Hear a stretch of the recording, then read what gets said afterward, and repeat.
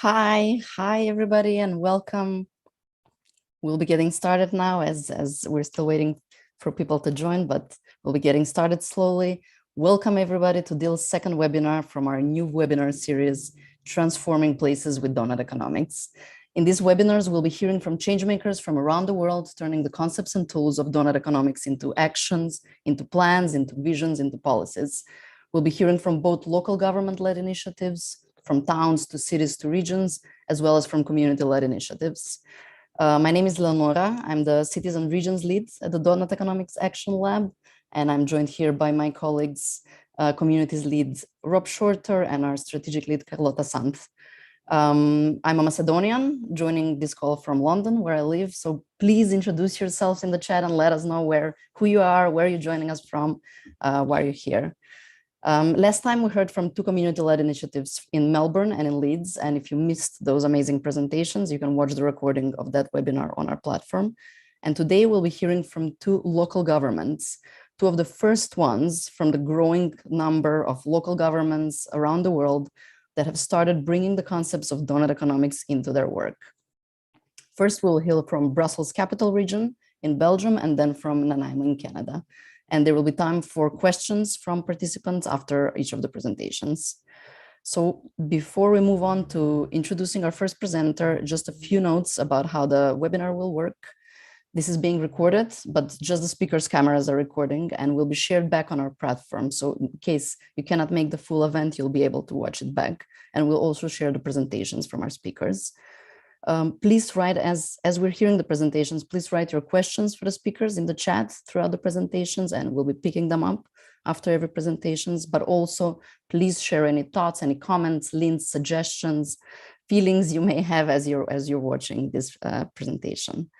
And finally, if you want to tweet or post about this event, please do across social media and use the general hashtag that's bringing many of us together, Doughnut Economics. So, without further ado, let's move on to getting started with the presentations. First, we'll be hearing about the work of Brussels Capital Region. And joining us here to present the work is Stéphanie Lepczynski, Policy Advisor for Scientific Research, European Affairs, and the Brussels Doughnut in the Cabinet of the Brussels Capital Region's Secretary of State for Economic Transition and Scientific Research. Stéphanie, thanks for joining us and passing on to you. Hello, hi everyone. I'm trying to share my screen.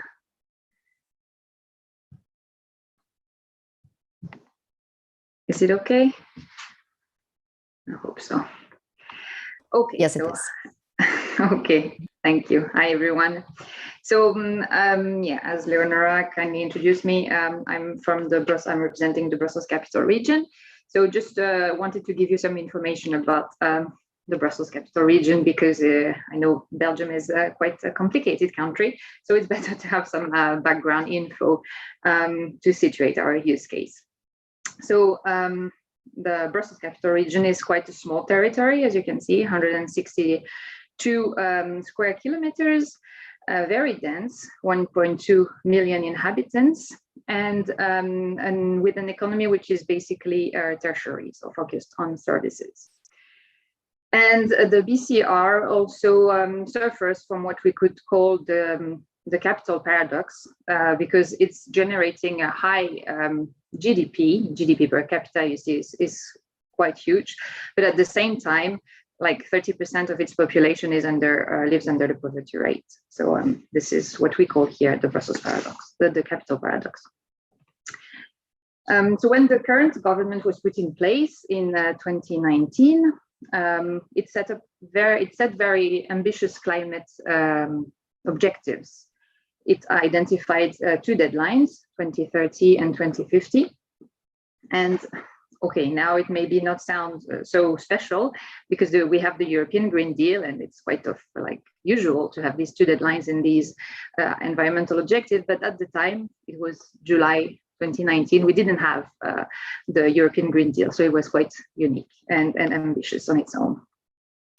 So anyway, to reach these two objectives, this government really understood that we needed to, if we were serious about these climate objectives, we really need to rethink non-environmental policies, and notably the economy. And this is why we came up with this concept of economic transition. So that's why Barbara Track, my minister, she is not the minister for the economy, she is the minister for the economic transition. So to implement this economic transition, we needed an instrument, a tool that could embody the economic transition. A tool which would not only be focused on GDP and growth, but which could broaden our horizons and take into account the planet boundaries, as well as the basic fundamental rights of its inhabitants. And that's what we found with the Doughnut theory. So in 2020, we started to work with Kate, with the deal, and with researchers and experts in co-creation in Brussels. And we started to work to downscale the Doughnut to adapt it to our regional context. So that's easier to say than done. So how we did that, I will maybe do a focus on the indicators. So for the environmental indicators, it was quite challenging to find specific data for the Brussels region, which would really illustrate the 9 parameters, like the level of fresh waters or the level of nitrogen and phosphorus and so on and so forth. So the researcher, they took basically the Belgian national data for the 9 parameters, and they took the part of the Brussels population within the Belgian population, and they calculated the ratio. So basically the environmental data in our Doughnut is Belgian data prorated to Brussels population. And to determine the size of the red area, so between the limit and the target, we used the gap between the current impact and the limit. So for example, for climate change, we took the 1.5 degree limit. So for the environmental indicator, I would say that it was more a quantitative analysis. And for the social factors, Kate had asked us at the beginning when we started to work on the Doughnut, she asked us to use the ingredient of participation. So it was really, we knew that one way or the other would need to co-create that Doughnut with all the economic actors in the Brussels capital region. So the citizens, the administrations, the businesses, civil society organization. And to design the social foundations of the Brussels Doughnut portrait, the researchers hosted workshops with these participants. And in total, we had more than 200 people participating, which was actually quite an achievement, given the fact that it was taking place during the first lockdown, which actually in Belgium was the hardest one. So during these workshops, the discussion led the participants to really choose which single indicator could best embody the 12, each of the 12 social parameters. And they also choose what should be the target. So for instance, for the health factor, the participants decided that the most important indicator for them, the one that would embody the best, the health indicator, was the percentage of people who declared themselves in a state of bad health. And at that time, that was 21%. And they decided that, of course, the target should be 0% of these people declaring themselves in bad health. And so that's why, that's how we actually design these red area in the portraits. So here you have the results of our Brussels Doughnut portraits, and what's all the warnings on the side. It shows that this is really a perception of the Brussels capital region, because people really gave their feelings and their say in where they think we stand on the social ceilings and so social foundations. And that proved very interesting because it instilled a degree of participation in the discussion. And participation is very political also, you know, that people could say firsthand what was important for them.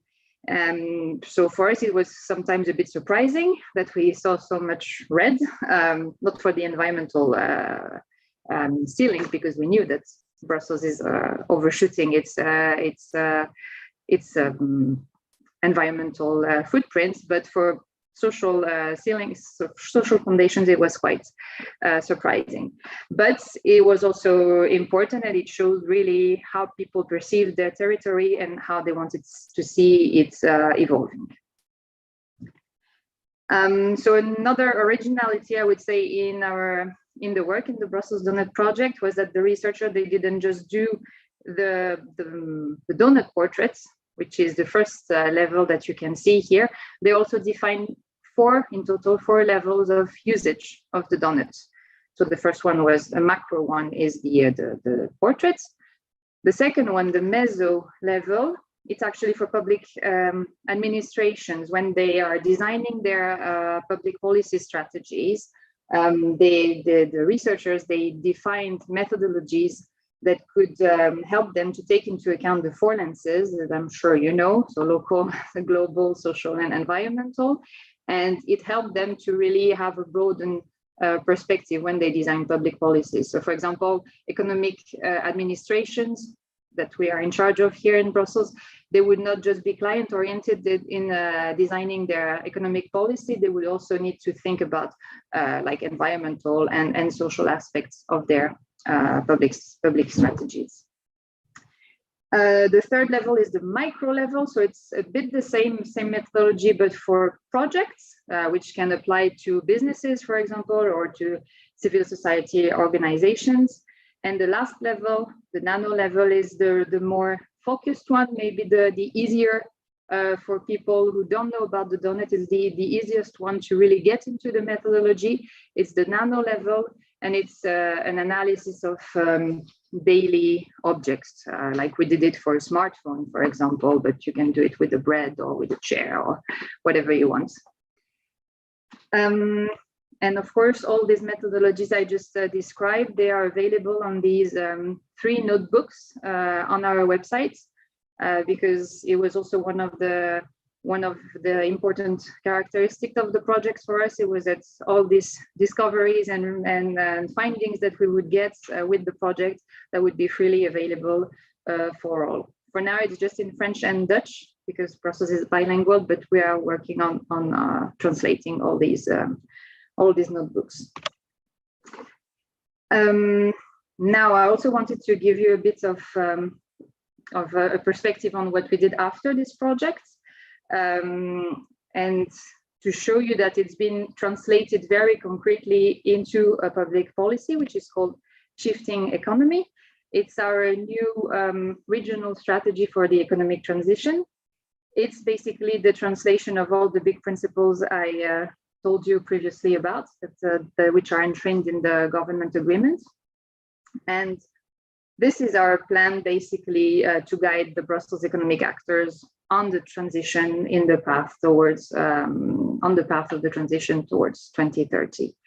And to define the criteria that will help us assess whether an economic activity is exemplary or not, exemplary on the social and environmental factors, we use the Doughnut theory and the concept of environmental ceilings and social foundation. And so finally, what's next? Because there was so much enthusiasm around the first phase of the Doughnut project, the Brussels Doughnut project, that we decided we had to keep deepening the work and to really take a bit more time also to really have a robust instrument. So we took the same consortium, and they are working on 2 streams. The first one is raising awareness. So raising awareness among the economic actors in Brussels, because we know that we need to reach a critical mass if we really want to shift paradigms in the Brussels economic actors, but also if we want them to shift their practices and their habits. So this is one of the streams.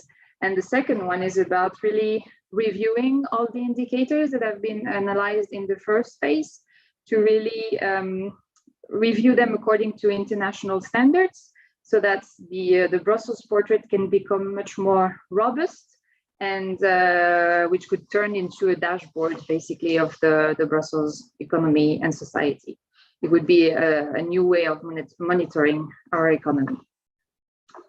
And finally, the researchers are also working with the team of the deal on a practice review, which is basically a questionnaire that will be sent to all cities and regions around the world which are experimenting with the donuts to understand which indicators they used, which were useful, which one was less useful, why, and because we think that it could help us tailor the indicators that a city region as Brussels would need, and that it could also help the other cities to benchmark the kind of indicators that they would need. And with that, we really hope to contribute to the community and to make the Brussels donut more robust and legitimate to conquer more and more supporters. So thank you for your attention. Thank you, Stéphanie. Thank you so much for sharing that. And it's been a very exciting for us at the Doughnut Economics Action Lab to follow the journey of Brussels and to see how this is evolving and how the momentum is evolving on the ground and across different stakeholders, different institutions in Brussels as well. So I'll start by picking up. I'll invite everybody to go ahead and share any questions in the chat that you have, and we'll start with a question that has come through from Omar, who asks, for your indicators, how is the adjustments considered for external actors? For instance, externalized impacts such as carbon emissions or environmental footprints outside Brussels triggered by consumption inside Brussels. Yeah, so this is always the very tricky question for Brussels, because indeed we're a small territory, very urbanized, and we know that a lot of our the majority basically of our emissions are indirect emissions, like the one that the person asked the question described. So we know that we consume a lot of products and goods which are produced outside of their territory, so they have their own emission, and then they also have emissions when they get transported to the Brussels capital region. So for us, it's indeed we know that this is a big parameter we have to work on, and that's why we are trying to actually relocate productive activity on the territory of the Brussels capital region to try to make sure that what is consumed here is produced here. And for the things that we still need to import, because of course we are not going to be able to produce everything here, we'll try to use also the concept of social foundations and environmental ceilings. But to really get to the discussion on the indicators, I must say that it was we didn't go into the production of, into taking into account all these products, because they were not in the main parameters that we described. As I said, it was an experiment, and that's why the participants, they choose one indicator per parameter that would be the best representative and also the most feasible. And at that moment, we were not able to actually take into account these indirect emissions. Thank you, Stéphanie. So we have a couple of other questions. We have Joe asking, how are you going about engaging with businesses? What resources do you have to do it with? So for now, it's just our goodwill and the Secretary of State's goodwill and mine and all the people in the cabinet. Anytime we're getting, because the Brussels Donut project attracted a lot of enthusiasm, as I said, and a lot of attention. So lots of businesses are also interested, and they are actually curious. So anytime we get a request, we try to respond to it. And now with this second phase of the donut, we're proactively getting in touch with businesses that we know could be interested in working or like getting more information about the donut. This raising awareness work stream is really important. This is where we are trying to focus our energy, and we decided that this project will last for 2 years so that we can have really some time to really engage with at least one big company in the Brussels capital region, or because we think that big companies are maybe the most difficult to get. But for us, it would be a very good, very important example if one big company would actually do the journey with us, do like the info sessions and do the workshops, and to then really try to transform the core business of their enterprise. So this is what we are working on, and to attract them, to be very enthusiastic, positive, and to show them that if they engage in this journey, they'll probably be very good employers, very because they will be ahead. They will have the first mover advantage, and they will be basically very good companies for our future. Great. And moving on, we have a question from Rita asking, could you give an example of a project that encompasses all the different levels? I believe she means all the different 4 levels, or maybe you can give examples of what projects mean across the different levels. So you don't have, I think what's important with this 4 level is that you don't have to use all of them. It's more tailor-made to the kind of actors you are working with. So as I said during the presentation, the level on the meso level with the administrations, shifting economy is basically an example of working with the Doughnut, because as I said before, the economic administrations was really client oriented, and that was the only thing that would matter for them in designing public administrations. Now they understand that they have to take other perspectives into account. And for the nano level, for example, I really think that this is the one that is the easiest to use, and that's the one that we should all try to use to try to raise awareness among students, pupils, or people who are in trainings, and because this is really a concrete way of seeing what the Doughnut can do, and it's applied to something which is really concrete, which people can have in their daily lives. You know, if they go to eat a burger, they will understand, well, how the meat was produced, where was it produced. This is all this kind of questions that they will ask themselves, and they would maybe try to rethink their consumption habits.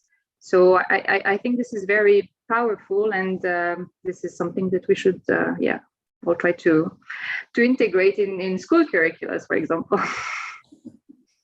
Absolutely, I agree with you, and I have to say that it has actually shifted my own mindset, learning about the nano level and the way that I think about individual objects. Now, everything I buy, I use. I think I ask the questions across the 4 lenses, which I think is quite a powerful way to shift the mindset. So we have we have a question asking I believe what the question is asking is, how is the city level? How is the administration understanding what is the response from residents and from businesses of this change? Like, how are residents, businesses on the ground across the city accepting or aware of the work with Doughnut Economics and the changes that it would imply? I think for now we're still in the phase where economic actors are trying to understand the concept, because I mean this is the power of the Doughnut. It's like really visually very appealing, and it makes like everyone think, oh, what is it, and why is it interesting? Or it kind of removes the barrier, I think, to economic thinking.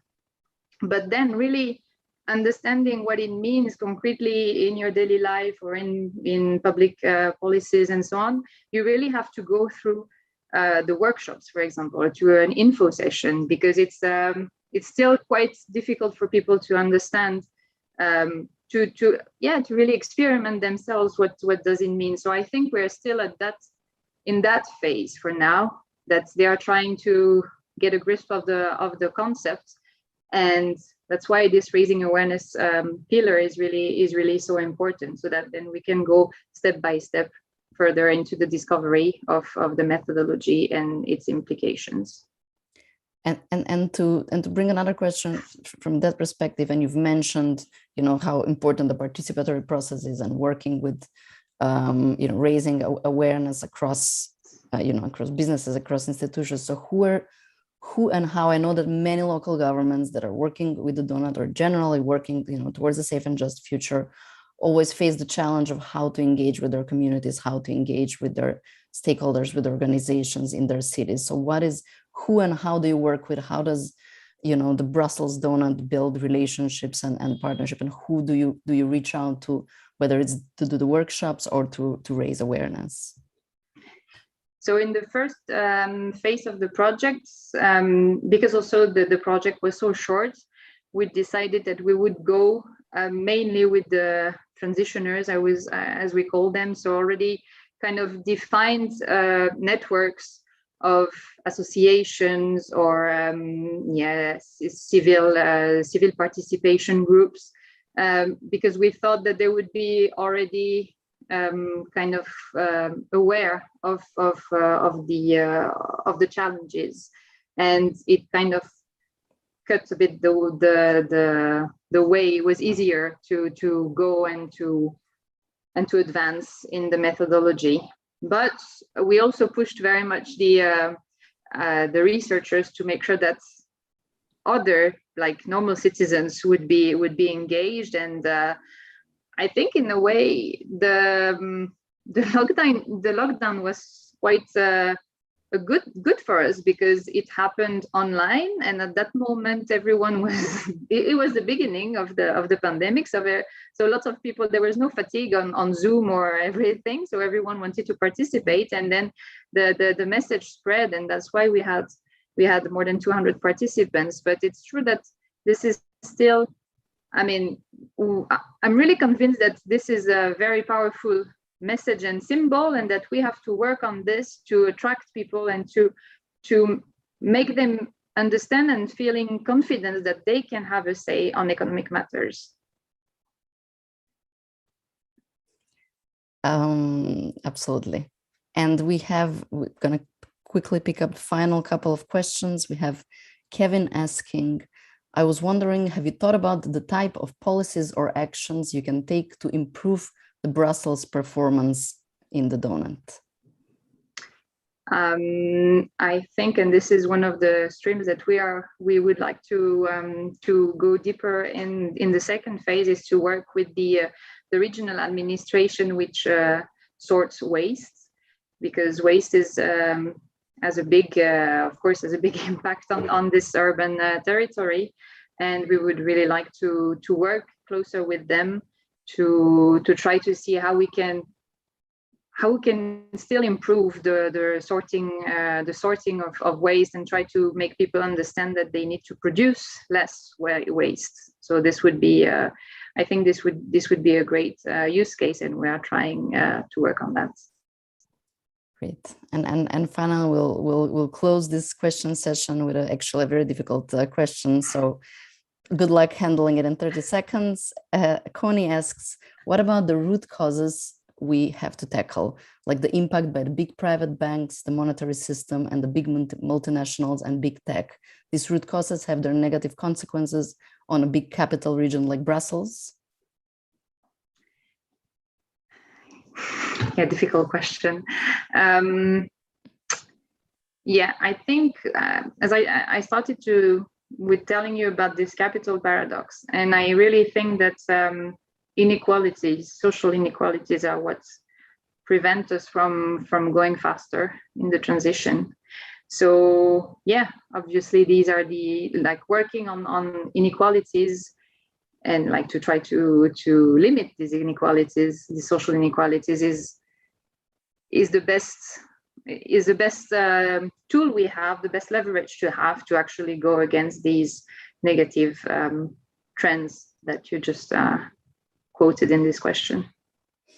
Great. Thanks, Stéphanie. And we will thank you again for your presentation. Stéphanie will be here in the chat if you have any questions, and we'll share the link about the Brussels Doughnut project if you want to dive in more and find out more. Thanks again. And thank you. We'll pass to Ben now. Next, we'll be hearing about Nanaimo, a city in Canada. from Ben Geselbracht. Ben is an elected councillor for the city of Nanaimo, and he's one of the initiators in the city's adoption of Doughnut Economics as a planning framework. Ben, floor is yours. Good morning, everyone. Thanks for having me here. My name is Ben Geselbracht. I'm a councillor with the city of Nanaimo. And with colonization and that, we always introduce when in Canada, acknowledge the territory on. So the territory that I'm speaking from is the Nanaimo traditional territory here. And bring you on a bit of a journey of the adoption of the Doughnut here in Nanaimo. But first, a little bit of context. The city of Nanaimo, we're a city of about 100,000 people, and our municipality is about 700 employees. And we're in the process right now where we have about 2 years ago, we started a process where we were updating our official community plan. So this happens every 10 years. The official community plan is the major planning document for the city. It's sort of the land use plan of all the zones, commercial, residential, how it's laid out. And then also all the major policies of the city from parks and recreation, sewer, solid waste, social services, everything.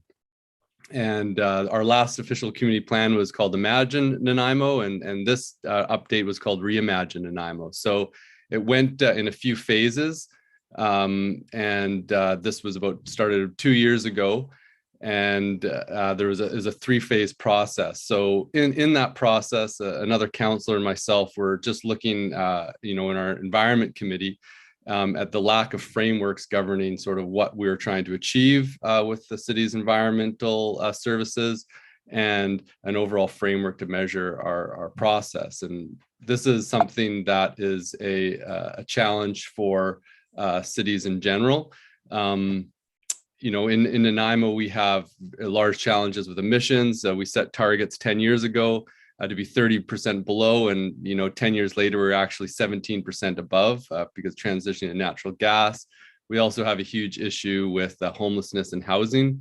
There's 6,000 people that are at risk of housing, losing their homes, and then we've got anywhere from 180 to 400 people that are actively living on the streets. So we're not meeting environmental limits, and we're not meeting social foundations within our community. So the issue with city planning and transformative change is a lot of times at the municipal level, there's a lack of vision. There's a lack of coherence of all the disparate programs working towards, a shared focus and the coordination in between.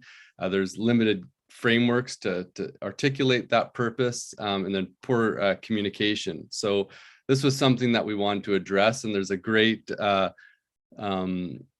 planner that talks about this quality of coherence. So there's a quote: just as an equalizing tuning system permitted 24 different musical scales to integrate to influence one another for the first time, so cities need a framework to unify their many disparate programs, departments, and aspirations.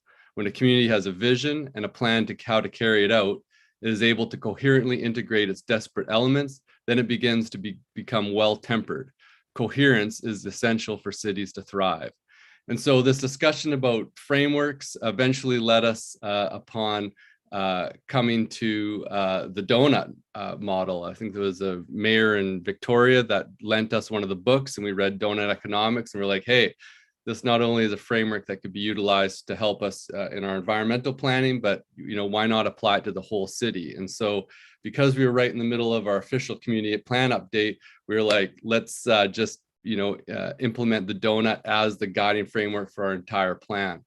So the actual motion that the council put forward to initiate this whole process to get our staff working with the Doughnut, and I'll read it out just because it's quite operational, but we moved that the city of Nanaimo adopt the Doughnut economic model as a cohesive vision for all city initiatives and planning processes, and that the city portrait for Nanaimo be created to scale down the Doughnut economics framework, that the city portrait be blended with the Reimagine Nanaimo process, and that the appropriate measurable targets and indicators relevant to the community be identified and included in the framework to track progress. So quite clear, comprehensive direction to really utilize that city portrait process and blend it into our official community plan update. So in the debate, it was quite animated because we were on a bit of a timeline to get the Doughnut model implemented so that we could utilize the resources that were already set for our official community plan update. So some councillors may not have been as aligned as they could have been. And so in the debate, one councillor that really didn't have as much information, they quickly Googled in Google critiques of Doughnut Economics. And so when it came time to the debate, the quote that came from the councillor was that this model is essentially a very left-wing philosophy, which basically says that business is bad, growth is bad, and development is bad. And I came back with a very strong rebuttal, and then that I don't normally do. And afterwards, I went to him. I was like, "Well, hey, I apologize for being a little bit forceful, but probably your quote's going to be in the paper, and it's going to really skew what Doughnut Economics is about." Well, of course, his quote ended up into the Times magazine, which is the national magazine that's very widely read, and it gave a lot of attention to this. But of course, they used his quote and not the many other good ones during the debate. So we brought the Doughnut Economics framework in at about phase 2 of our whole official community plan update. So we did an incredible amount of engagement already just on the community's vision for Nanaimo and overall goals. And then the second phase, we were looking at options of how to implement those things. And this is where we introduced the Doughnut to the community and started doing our community portrait. This was a nice, way to explain the community, the city portrait process, the questions to ask, and Deal was very kind to put the 4 questions and the 4 quadrants together for us. So we did up our own Nanaimo Doughnut, and this is a little visual for it, and basically explaining the concept. So what we did is enter into the discussion with the different committees of our council and the community on targets and indicators.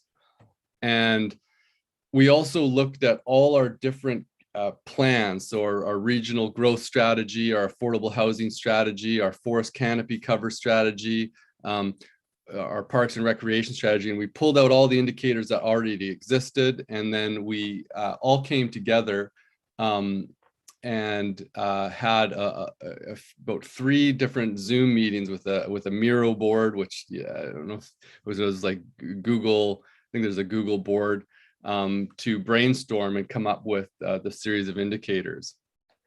And the outcome is that we established a set of indicators within the ecological limits, things around GHG emissions, area of protected land, surface water quality, collected waste per household, and set goals within those. And then within the social foundation, within the sort of the 4 categories of healthy, empowered, enabled, and connected, we identified indicators, around income spent on housing, vacancy rate, inclusion and diversity indicators, working age population, transportation by mode, to be able to paint a contextual picture of our goals at the local level and what we were trying to achieve. So we took that larger picture and downscaled the Doughnut, and this is sort of the visual representation of the goal. So at a high level, we've got the ecological limits on the outside with the goals of building a resilient and regenerative ecosystems, and then the 4 broad categories within the social foundations. And within, this is the depiction of just all the different indicators within, for a green, resilient and regenerative ecosystems, and then for all the 4 social foundations. And so some of the indicators we don't quite have nailed down, like we want a goal and a draft indicator on inclusion and diversity. And so staff had to go away and figure out, is still working on it. Same with a measure for food security. That was another one that staff, we didn't have any immediate ones, and we're in the process of still trying to hone what would be a reasonable indicator and goal to be able to track that. So basically, within those 5 city goals that represent the ecological, and then the 4 categories of the social foundation, then all our basic all our strategies and categories of policy fit within that. And, there's a bit of a representation of what that looks like. One of the, and then, so from the broad donut, it basically goes from the framework and then to the city goals. And then that gets translated into a set of maps for our city community. And then in the policy areas. And one of the ways that we applied the donut was that we had 3 basic scenarios of how we are going to set up the growth. We're a high growth region. Everybody in Canada seems to be moving to our town. I think we grew by like 6% last year. And so it's a big challenge of how do you grow in a way that respects, the environmental limits and is able to, provide the needs to people. So there was 3 different growth scenarios. There's one sort of the status quo. There was one building mobility hubs. We grew in an area in Nanaimo where we just spread out sprawl. And it's caused big problems in terms of, our asset costs of managing, way more pipes and per unit than we should be. So, and then there was an area of like really centralizing growth and this idea of densification. What we did is that we took those 3 growth scenarios and then we analyzed them by the donut model. So how did they perform when we projected out how they'd build out in 10 years to our donut metrics. And so for each scenario, basically we gave it a report card based on our donut model. So this was the status quo, this was the central focus, and then here's sort of the 3 different scenarios combined. And it was clear that a more central focus in the mobility hubs were perform much better in terms of our donut targets than the status quo. And we actually, the scenario that we did decide, we integrated concepts from both mobility hubs and the central growth focus for our city, because that was actually an optimization. So how our planning structure is set out is now we have this official community plan document that basically sets the foundation for our community, which is the donut model. And it has how all the city policies relate to meeting those goals and targets. And then there's additional documents that are supporting our plan. Basically, there's going to be a set monitoring strategy. So that's the process of how we're updating our goals and how we report our goals and our progress using the donut indicators to the community and to inform city budgeting and policy. And then we have a continually updating process of action plans, which are specific actions that we're taking to meet all the policy objectives. So that's sort of how the donut is organizing how our city is carrying forward. So this graphic's probably a little bit small for everybody to see, but oh, my screen just shut off here.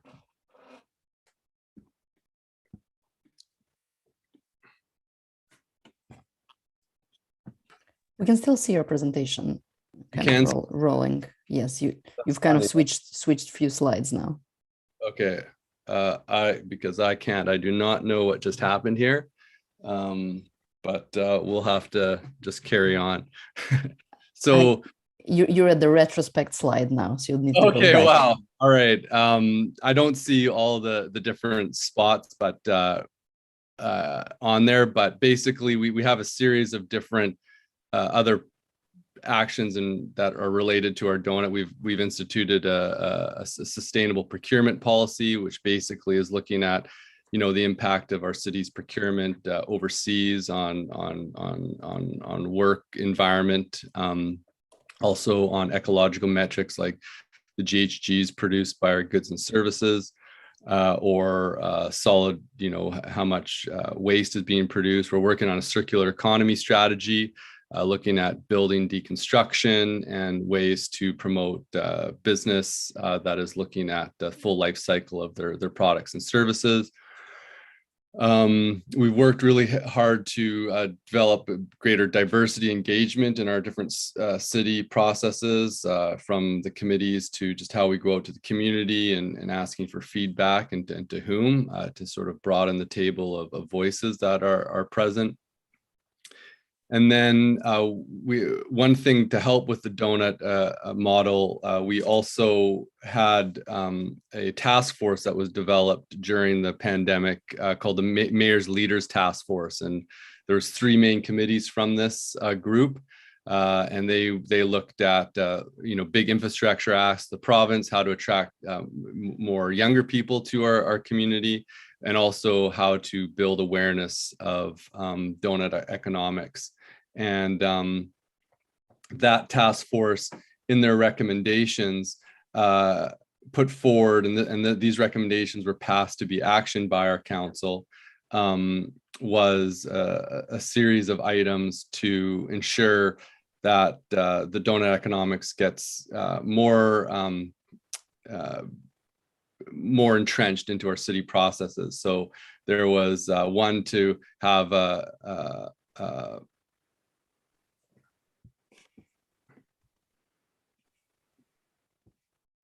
Hello? Yes, we're here. We can hear it. Well, I'm not too sure what's happening to my computer, but all the interface is shut off. My apologies. The task force to implement, when the next council comes into a line, to have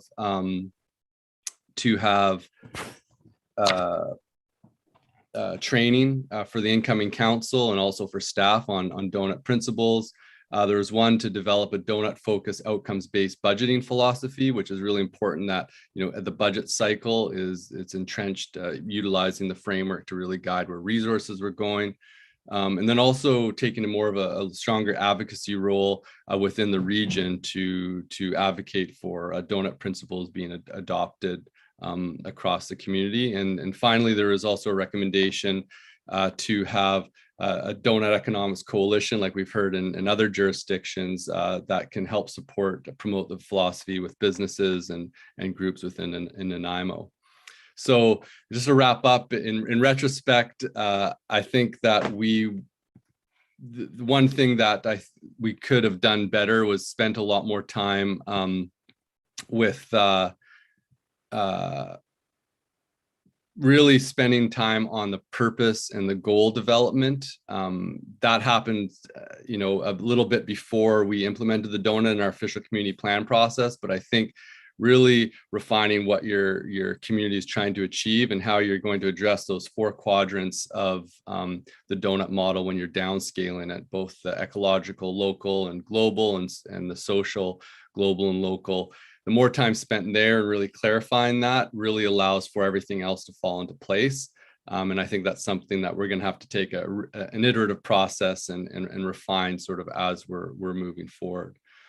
So that really wraps up, I would like to say about Nanaimo's process. And I apologize about the technical glitch there, but I've got 2 screens and one just completely shut off randomly. So don't worry, Ben, it's inevitable.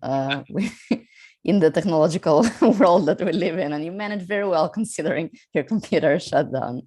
Thanks so much for the presentation. I'll jump straight into picking up some questions that we already have and invite everybody to add any more questions that I have. So we have a couple of questions that are around the challenges that you've been facing. So someone is asking, what is the greatest challenge in applying this model and how do you overcome it? And on another side, kind of a specific question saying, you mentioned the political dynamic with the debate that happened. Is the Doughnut now supported by all political parties? So if you can talk to both of those. Yeah, so the biggest challenge, I think, is just one, building awareness about it. It's quite a simple concept, and at the same time, there are implications, and sometimes, yeah, getting that information out there initially when you're trying to mobilize this, city resources to implement it, can be a bit tricky. So I think we overcame that challenge. I think you can't have that holding back from just starting something. And so, it would have been great to have full support of all of council, but we had a 5 majority, and we knew that was enough. And once you get the machinery of your staff working on things like this, the donut model is very embedded in our official community plan now. And so, the council members that may not have been in support at the start, I think people recognize, at the heart is, what gets measured gets managed. And so if you have a framework that clearly defines your goals and objectives, like, nobody's going to argue much anymore that we've got a greenhouse gas problem, or that we've got a homelessness problem. And so we just need to be very clear that our objectives are, and that we're organizing our city and our staff resourcing our budgets around addressing those goals. And so I think now it's been 2 years since it's been implemented.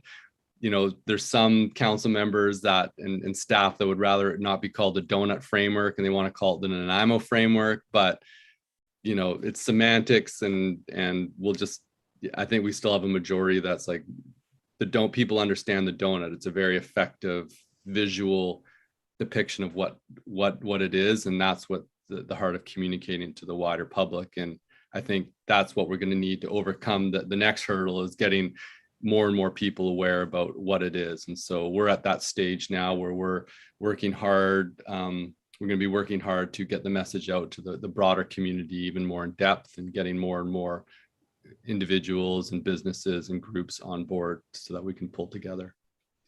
You've already touched upon a next question, but maybe you can kind of expand a bit more, that is specifically about the city staff. So do the civil servants also understand and know how to work with a donut? Yeah, great question. We've got a very broad and many staff that come at it from different directions. I think the planning staff were the first group that really needed to take this on, because they were developing the official community plan, and planners really love the language of the donut, and it makes a lot of sense. Like, a lot of the language in Doughnut Economics has a planning history to it, and it's been implemented in many ways. And so I think it was pretty intuitive for a lot of the planning staff.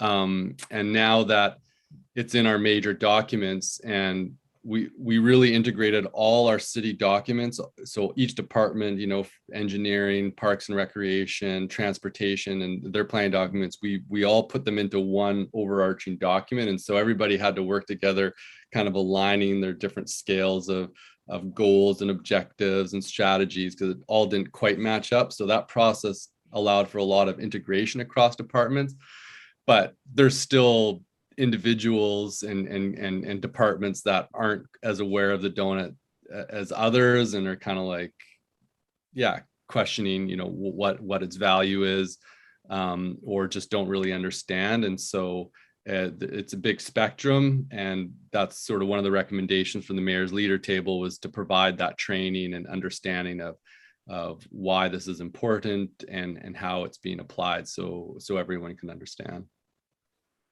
We have few more interesting questions. So Ona is asking, hi Ben, what do you mean when you say you should have spent more time in vision and goals? Do you mean having a more refined city portrait, or defining better what were you looking for applying the donuts model? Right, yeah, I would say a more refined city portrait process. We were on a timeline for our official community plan update, and so we had like 2 months to really hone in on the goals, do the public engagement and outreach, and articulate it. And it 2 months is not a lot of time for what was achieved. It's very impressive, but we could have spent more time on the city portrait process before getting into the details and specific policies.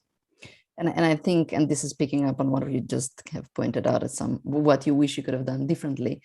Someone is asking, I'd be curious to hear you talk about how the community provided input directed the development of the donut in your city. Was the initiative primarily internally led, and are there community groups involved as drivers as well? Or if there are places where community members deliberate democratically on priorities for the city's work? Great question. This was initiated at the council level and then mobilized staff. And then, so from the city, we had a large amount of resources allocated to public engagement. And so there was a lot of questionnaires and focus groups. We had all our committees. So we've got 5-6 different committees focused on environment, social inclusion, that are made up of community members that deliberated on goals and targets. We also then, sent out statistically valid surveys out to the entire community, and then staff met with different groups. But it was staff leading that engagement. So, that is more, city engaged. There wasn't a city group coming to us being like, we want this. That was the council which led that. But there was a significant amount of input from the community on this. But I think that we can definitely engender more of a grassroots support as we move forward.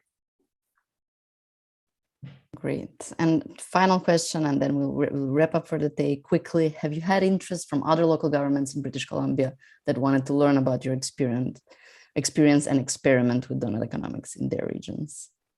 Yeah, there's been a few that have reached out. I know that the city of Toronto has been talking with Deal, and that would be a big boon if the Toronto came on board.